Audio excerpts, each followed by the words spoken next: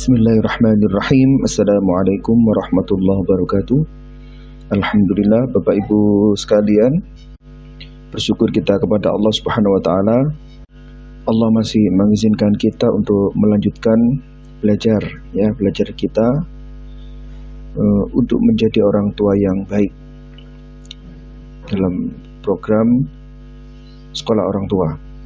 Kita lanjutkan lagi ya, Bapak Ibu sekalian.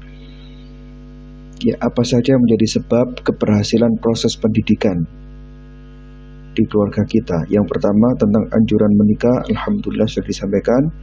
Yang kedua, memilih suami dan istri. Kemudian sebab yang ketiga, kepemimpinan keluarga itu ada di tangan suami. Dan sekarang waktunya kita masuk ke yang keempat, yakni perintah untuk suami agar berbuat baik dan memuliakan istrinya.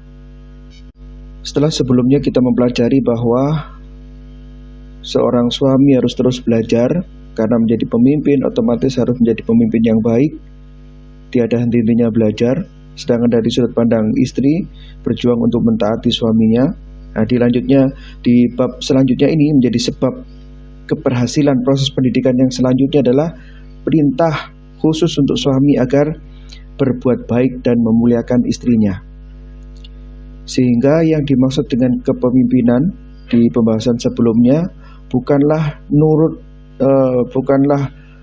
yang harus dituruti secara mutlak. Benar-benar 100% istri seperti robot, suami harus dituruti.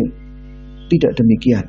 Ya, jadi Islam, agama kita ini menjadikan kekuasaan seorang lelaki di rumah tangga atas istri dan anak-anaknya itu Allah tidak menjadikannya secara mutlak.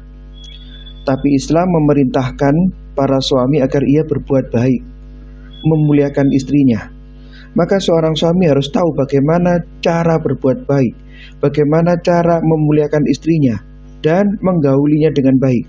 Otomatis seorang suami juga harus belajar bagaimana cara bergaul kepada istri dan anak-anaknya dengan baik. Dan ini disebutkan sama Allah Subhanahu wa taala di surah An-Nisa ayat 19. Dan bergaulah dengan mereka secara patut. Kemudian jika kamu tidak menyukai mereka, mungkin kita sudah ada perasaan bosan dan seterusnya, Allah alam apapun alasannya mungkin ya, maka perintahnya apa? Maka bersabarlah. Karena mungkin kamu tidak menyukai sesuatu, padahal Allah menjadikan padanya kebaikan yang banyak. Boleh jadi kita gak suka, tapi Allah menjadikan di balik ketidaksukaan kita itu sebenarnya ada kebaikan yang banyak. Pun pula kata Rasul sallallahu alaihi wasallam, hendaklah kalian berbuat baik kepada wanita. Ini hadis diriwayatkan oleh Imam Al-Bukhari dan At-Tirmidzi, Ibnu Majah dan yang lain-lainnya. Beliau juga bersabda, sebaik-baik manusia di antara kalian adalah yang paling baik kepada istrinya. Dan kata Rasul, akulah orang yang paling baik kepada istriku. Hadis riwayat Ibnu Majah. Nah, di sini laki-laki ternyata Islam tidak mengajarkan seorang suami itu menjadi suami yang diktator, wajib dituruti. Kalau istri nggak nurut, durhaka, neraka. Tidak demikian. Namun juga harus dipahami oleh sang suami, istri kita ini juga patut disayangi. Tidak hanya secara fisiknya saja mungkin dijaga, tapi juga pikirannya, hatinya dan yang lain-lainnya. Wallahu a'lam bishawab.